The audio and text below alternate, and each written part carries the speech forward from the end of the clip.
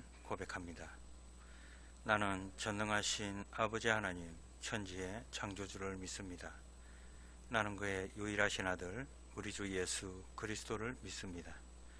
그는 성령으로 잉태되어 동정녀 마리아에게서 나시고 본디오 빌라도에게 고난을 받아 십자가에 못 박혀 죽으시고 장사된 지 사흘 만에 죽은 자 가운데서 다시 살아나셨으며 하늘에 오르시어 전능하신 아버지 하나님 우편에 앉아 계시다가 거기로부터 살아있는 자와 죽은 자를 심판하러 오십니다. 나는 성령을 믿으며 거룩한 공교회와 성도의 교제와 죄를 용서받는 것과 몸의 부활과 영생을 믿습니다. 아멘. 찬송가 384장 찬송 올리겠습니다.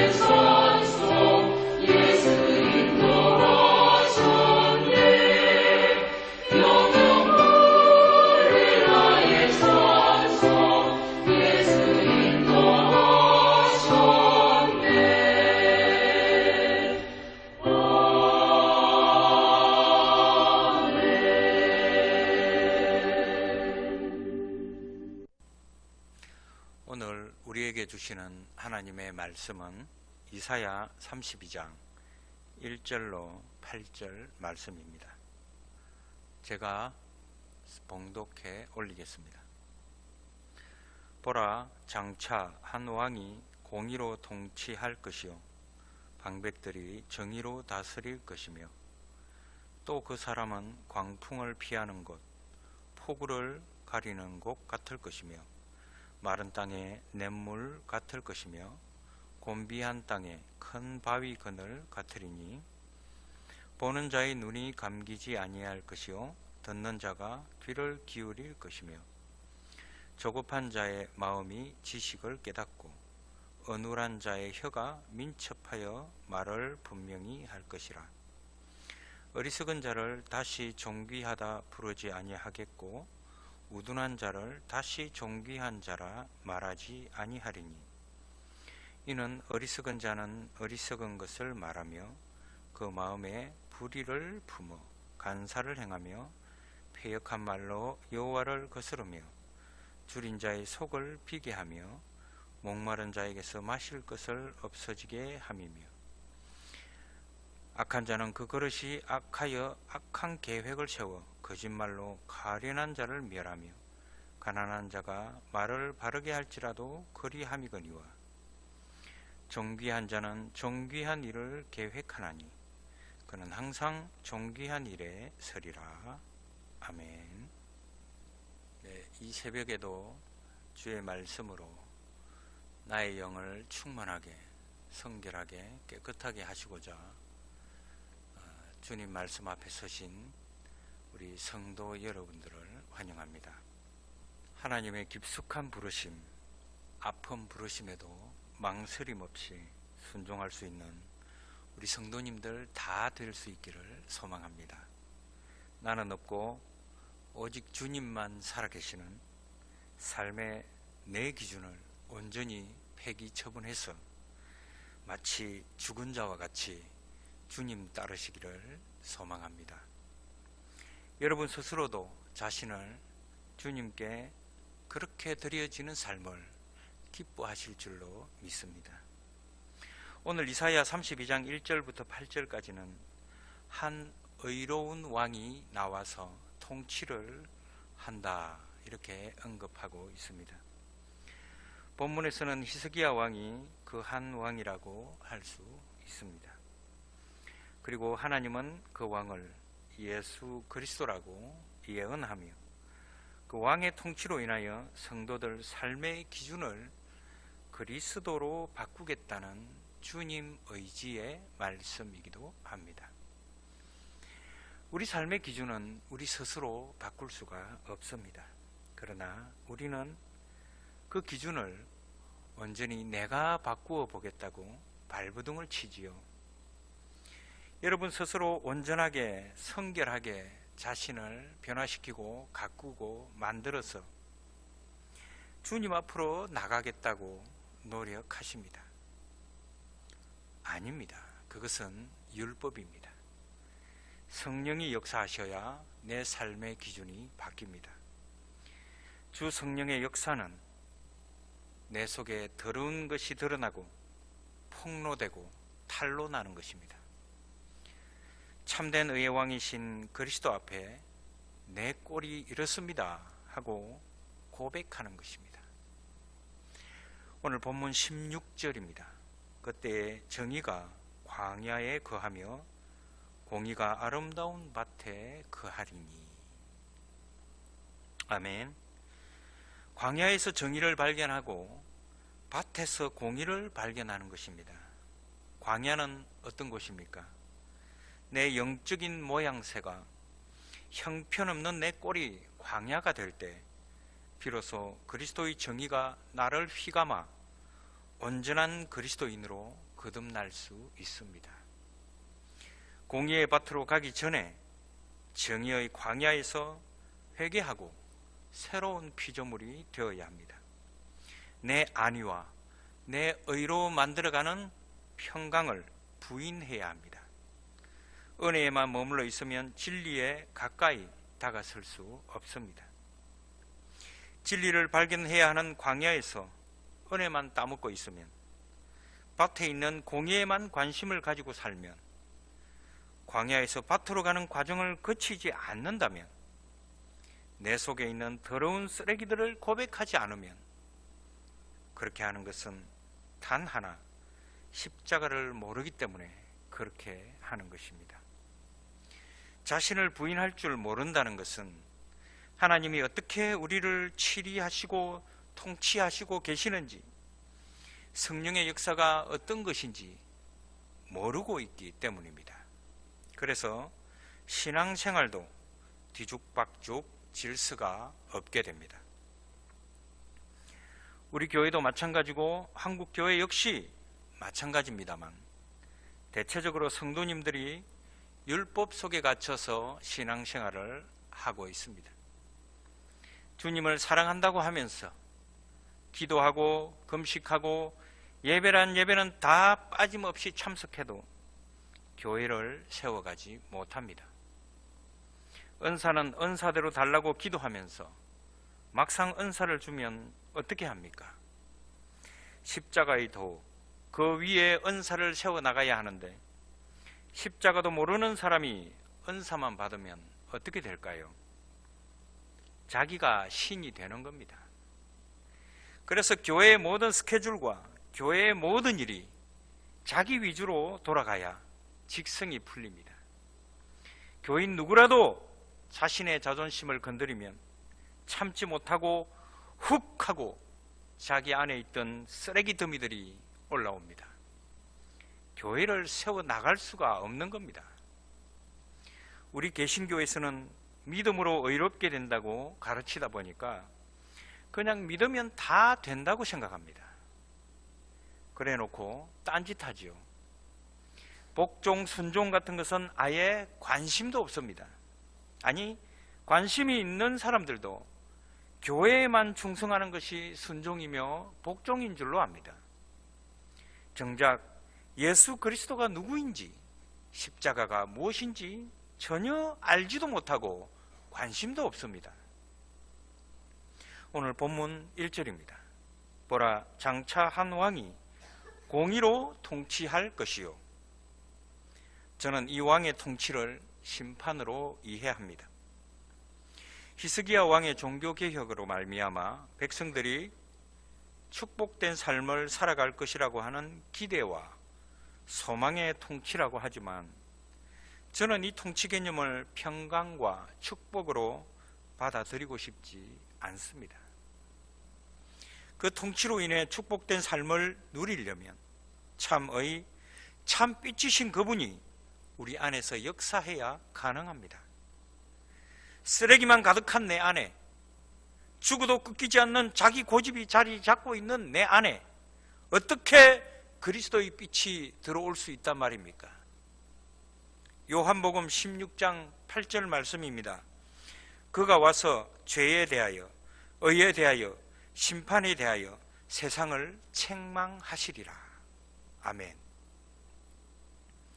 그가 왔어 라고 말씀하죠. 이 그가 누구입니까? 참빛, 참왕이신 예수 그리스도입니다. 예수 그리스도의 통치를 그가 왔어 라고 간략하게 기록하고 있지요. 그 통치 행위가 이루어지면 우리의 죄악이 드러나고 내 안에 더러운 것들이 탄로납니다. 그러므로 진리의 역사, 성령의 역사는 심판입니다. 날마다 나를 심판하시는 성령 하나님이십니다. 일각 1초마다 나를 심판하십니다. 참빛을 우리 안에 온전히 심어주시기 위해서 날마다 시간마다 나를, 우리를, 세상을 책망하시고 심판하시는 것입니다. 여러분, 인간 타락의 가장 큰 열매가 무엇입니까? 바로 자존심입니다. 자존심은 사단의 성품입니다. 저도 자존심이 상할 때가 많습니다. 그럴 때는 정말 내가 마귀인지 마귀가 나인지 분간이 안 될 때가 많습니다. 그런데 성경에서 예수님이 저보고 마귀 새끼라고 하셨습니다. 볼까요? 요한복음 8장 44절입니다. 너희는 너희 아비 마귀에게서 났으니 너희 아비의 욕심대로 너희도 행하고자 하느니라.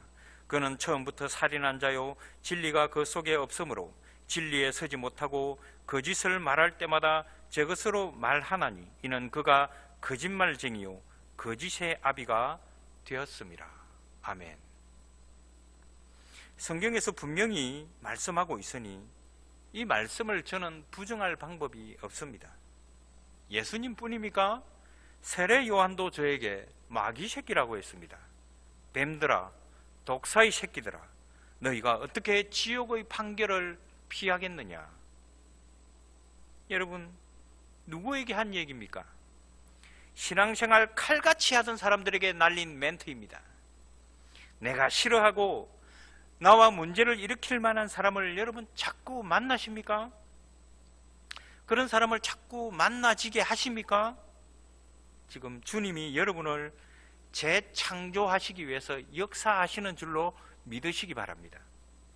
그런 사람들을 자꾸 만나야 내 속에 있는 사단 마귀를 끄집어낼 수 있거든요. 오늘 본문 15절입니다. 마침내 위에서부터 영을 우리에게 부어주시리니 광야가 아름다운 밭이 되며 아름다운 밭을 숲으로 여기게 되리라. 아멘. 위에서부터 영을 우리에게 부어주신다는 말씀을 주목해서 보시기 바랍니다. 내 속에 있는 사단 마귀를 내쫓아내고 그 자리에 하나님의 영을 부어주십니다. 만왕의 왕이신 그 한 왕이 들어가셔서 나를 씻어주십니다. 광야 같던 내 영이 거칠고 투박했던 나를 아름다운 밭으로 만드시고 아름다운 숲으로 재창조하십니다. 회복의 역사란, 성령의 역사란 바로 이런 것입니다. 이 놀라운 변화가 바로 우리 기독교 진리의 세계입니다. 오늘 본문 8절입니다. 존귀한 자는 존귀한 일을 계획하나니 그는 항상 존귀한 일에 서리라. 이 존귀한 자라는 말이 히브리어가 네디브라는 말인데요, 너그럽고 후하다라고 하는 뜻을 가졌습니다. 네디브가 바로 은사 아니겠습니까? 이런 은사가 필요합니다. 언제나 네디브한 사람들은 다른 사람의 유익을 먼저 생각한다는 것이죠. 바로 이들이 위에서부터 영을 받은 자들이고 그리스도의 영을 받은 자들이라고 할 수 있습니다. 디모데전서 3장 1절 말씀에 mit보다 이 말이여 곧 사람이 감독의 직분을 얻으려 함은 선한 일을 사모하는 것이라 함이로다. 아멘. 집사나 감독의 직분 역시 바로 이 은사, 네디브의 은사가 필요합니다. 나를 죽여서 남을 살리는 십자가의 도, 이것이야말로 오늘 본문에서 이사야 선지자가 선포하고 있는 광야의 공의이며 아름다운 밭의 정의입니다. 그런데 우리는 어떻습니까? 은혜만 구하느라 남 따라하느라 정신이 없습니다. 6절을 보십시오. 어리석은 자는 어리석은 것을 말하며 그 마음에 불의를 품어 간사를 행하며 패역한 말로 여호와를 거스르며 줄인 자의 속을 비게 하며 목마른 자에게서 마실 것을 없어지게 함이며. 아멘. 남유다가 산헤립 왕의 침공으로 인해 쑥대밭이 되고 약 2만 명의 남유다 백성이 포로로 끌려갑니다. 이미 이사야 선지자가 3절에서 놀랄 만한 일이 생길 것이라고 선포합니다. 보는 자의 눈이 감기지 아니할 것이요 듣는 자가 귀를 기울일 것이며. 얼마나 놀라면 눈이 안 감기고 귀가 번쩍 뜨이겠습니까? 그러나 남유다는 하나님의 말씀, 선지자의 예언에는 관심이 없습니다. 9절에서도 역시 너희 안일한 여인들아 일어나 내 목소리를 들을지어다. 너희 염려 없는 딸들아 내 말에 귀를 기울일지어다 라고 말씀하죠. 예언을 무시하지 말라고 경고하고 있습니다. 요셉과 마리아가 예수님을 데리고 예루살렘에 올라갔다가 어린 예수님을 잃어버리고 사흘 길을 찾아 헤맨 것처럼 남유다의 형편도 똑같습니다. 이런 상황이 오면 우리는 하나님의 능력을 구합니다. 은사를 구하죠. 하지만 광야같이 거칠고 마른 내 영혼 위에 은사와 능력이 세워진다면 앞서도 말씀드렸지만 어떤 일이 벌어지겠습니까? 십자가 없이 능력이 주어지고 은사가 주어지면 어떻게 될까요? 쓰레기 같은 내 영혼이 그 은사와 능력을 어떻게 사용하겠습니까? 정리되지 못한 내 자존심에 능력과 은사가 입혀지면 교회에 무슨 일이 벌어질까요? 여러분, 무당이 어떤 사람입니까? 무당은 하나님의 능력을 훔쳐다가 자기 것인 양 사용하면서 유익을 챙기는 사람입니다. 이 행위가 얼마나 무서운 행위인지 무당들은 스스로 몰라요. 마찬가지로 십자가의 도를 모르는 은사자들도 무당이랑 다를 바가 하나도 없습니다. 얼마나 잘 알아맞히는지 몰라요. 물어보지 않아도 쪽집게 도사입니다. 오늘 17절 말씀을 볼까요? 공의의 열매는 화평이요 공의의 결과는 영원한 평안과 안전이라. 아멘. 하나님은 우리를 사랑하십니다 라는 말, 여러분 어떻게 생각하십니까? 지금 17절에서 공의의 열매를 화평이라고 하셨습니다. 그리고 뒤이어 결과를 말씀하시죠. 여러분 앞서도 말씀드렸지만 공의는 광야에서 발견되어야 하는 하나님의 통치입니다. 만왕의 왕이신 예수 그리스도, 참빛이신 그분의 통치 행위입니다. 그 통치라는 것이 주님의 공의를 내 삶의 기준으로 바꿔주시겠다는 은혜와 은총의 말씀입니다. 우리를 정말 사랑하시죠? 네, 하나님은 정말 우리를 사랑하십니다. 부모님이 자녀를 사랑한다고 해서 무조건 자녀의 요구를 다 들어줄까요? 어떤 때는 부모님이 자식에게 남보다 더 남처럼 냉정하게 자녀를 대할 때도 있습니다. 하나님의 사랑도 마찬가지입니다. 우리가 좁은 길을 갈 때 용기를 낼 수 있도록 안위하시는 것이 바로 하나님의 사랑입니다. 넓은 길을 안내하는 것이 하나님의 사랑이 아니라 좁은 길을 갈 때 힘 주시는, 용기 주시는 분이 바로 하나님이시고 그 사랑이 참 사랑입니다.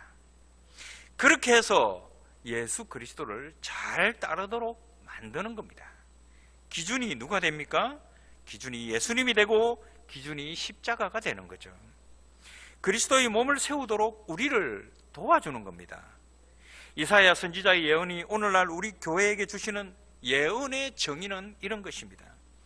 권면하고 책망하면서 책망을 보고 듣는 자들로 하여금 그리스도를 잘 따르도록 만드는 것이 예언입니다. 고린도전서 14장에 분명히 그렇게 밝히 기록되어 있지 않습니까? 예언은 우리의 미래를 점치는 것이 아닙니다. 그런 거는 이제 하지 마십시오. 가끔 그런 기도를 하시는 분들이 있습니다. 우리 목사님, 우리 전도사님 큰 종 되게 해주세요. 여러분 그건요, 고통을 충만하게 내려달라는 말입니다. 무서운 말씀이에요. 큰 종이 되려면 얼마나 크고 모진 고통을 겪어야 하는지 아십니까? 천갈래 만갈래로 찢어지는 고통을 받는데 누가 큰 종이 되고 싶어 합니까? 기도하시기 전에는 반드시 성령님께 여쭈어야 합니다. 성령님, 제가 어떻게 기도를 해야 할까요? 내 멋대로 기도하면 안 됩니다. 내 자식을 위해 어떻게 기도하면 좋겠느냐고 성령님께 계속해서 물어봐야 합니다.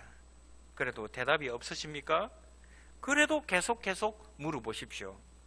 대답을 하시면 가르쳐 주시는 그 성령님의 지혜대로 자식을 섬기는 겁니다. 내 자식을 섬긴다는 말은 내 자식을 죄로부터 해방시켜 주는 거예요. 묶인 것으로부터 풀려나게 해주는 겁니다. 오늘 본문 13절입니다. 내 백성의 땅에 가시와 찔레가 나며 희락의 성읍 기뻐하는 모든 집에 나리니. 아멘. 가시와 찔레가 나는 성읍을 아름다운 밭과 숲으로 만들어줘야죠. 부모님이 율법으로 충만하면 자식들한테 부모님이 가시와 찔레가 됩니다. 가시와 찔레로 영적인 눈이 열리면 골치 아픕니다. 아는 만큼 온갖 것을 찌르고 간섭합니다. 눈이 조금 열렸다고, 영적인 눈이 조금 열렸다고 온 집안을, 온 교회를 얼음장으로 만들어버립니다. 조심해야 합니다. 십자가를 모르면서 은사를 사용하면 안 됩니다. 여러분, 은사란 뭡니까? 앞서 말씀드렸듯이 남을 살리고 나를 죽이는 십자가의 능력이 바로 은사입니다.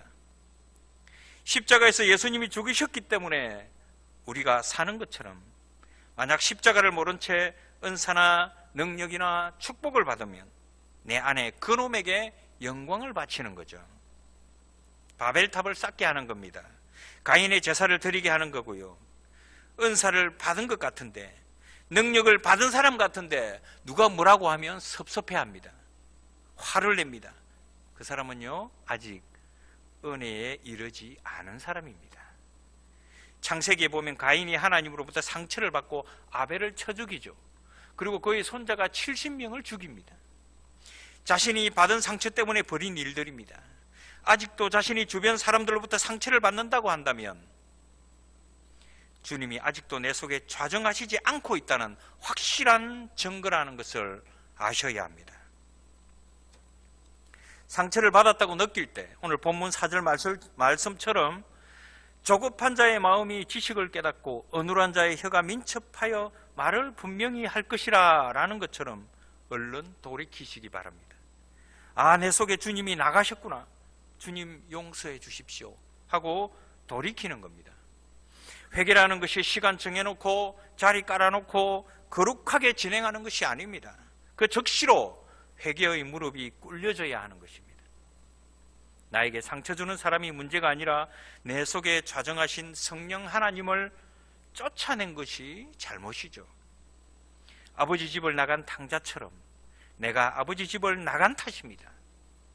가인의 길이 아니라 아벨처럼 늘 회개하는 인생이 되어야 합니다.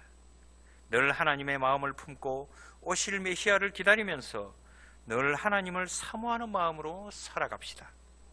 남에게서 죄를 찾지 말고 나에게서 죄를 찾으시기 바랍니다.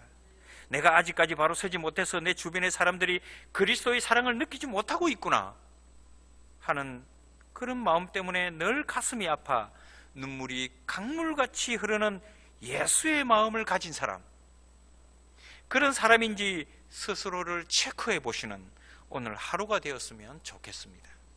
내가 상처를 받았다고 느꼈을 때 이사야 32장 3절을 기억하십시오. 보는 자의 눈이 감기지 아니할 것이요 듣는 자가 귀를 기울일 것이며. 여러분, 내가 상처받았다고 느낄 때 깜짝 놀라셔야 합니다. 내가 아직도 이런 말에 상처를 받네 하면서요. 우리가 교회에 와서 예배만 드린다고 천국 가는 게 아닙니다.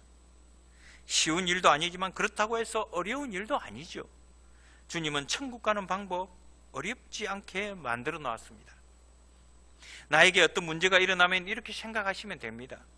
하나님께서 내 속에 있는 쓰레기 치워주시려고 일하시고 계시는구나. 하나님이 내가 미워서가 아니라 나를 새로운 피조물로 재창조해 주시려고, 내 삶의 기준을 바꾸어 주시려고 부득불 이렇게 하시는구나. 할렐루야 하시는 겁니다. 이런 믿음을 가지고 있어야 합니다. 어떤 사람을 판단하거나 그 사람 때문에 상처를 받는다고 한다면 그것은 아담의 말이고 아담의 일입니다. 그리스도인의 말이 아닙니다. 내 입에서 누구 때문에 라는 말이 나오면 아, 내가 아직 거듭나지 않았구나, 시험 들었구나 하고 회개하고 빨리 돌이켜야 합니다. 아담이 아니라 그리스도인의 말은 because of me, 나 때문에입니다. 주님의 마음도 똑같습니다. 내 남편이 혹은 내 아내가 신앙에 방황을 하고 아직도 주님을 영접하지 못하는 것은 나에게서 그리스도의 향기가 나지 않기 때문에, 내가 아직도 변화되지 못하고 거듭나지 못해서 저 사람이 저러는구나 하고 눈물 콧물이 쏟아지는 사람이 진짜 예수님의 마음을 가지고 신앙생활을 하는 사람입니다. 내 남편이, 아내가 교회도 안 나오고 너무 속을 썩입니다 이렇게 기도하면 안 됩니다. 예배당에 나와서 자꾸 엎드리다 보면 성령님이 내가 틀린 곳을 가르쳐 주실 때가 옵니다. 여러분, 책망, 주님의 책망을 들으시면 감사하시기 바랍니다. 하나님은 당신을 사랑하십니다. 주님이 책망하신다는 말씀이 바로 이 말씀입니다. 놀라운 반전입니다. 그래서 저는 기독교를 종교의 범주에 넣지 않고 그 자체를 하나님의 사랑이라는 카테고리로 인식합니다.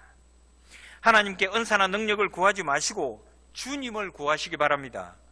모든 것의 은사의 주인은 주님이십니다. 은사나 능력을 자꾸 구하는 이유는 왕노릇 하려고 그러는 겁니다. 아직까지 율법에서 해방되지 못한 사람들이 그렇다는 거죠. 십자가를 모르고 자유를 모르고 진리를 모르고 있는 상태라서 그런 겁니다. 그래서 그 속에 야망과 탐심과 경쟁의식으로 가득 차 있기 때문에 은사와 능력을 구하려는 동기가 바로 그들로 말미암는 것입니다. 바벨탑을 쌓아서 내 이름 석자 한번 내보려고 하는 겁니다. 예전에 부흥사들이 많이 그랬다고 그러죠. 능력 구하라고요. 그러니까 이를 박박 갈면서 은혜도 받으려고 시기심을 가지고 더럽고 추한 난장판을 교회에서 버린 겁니다.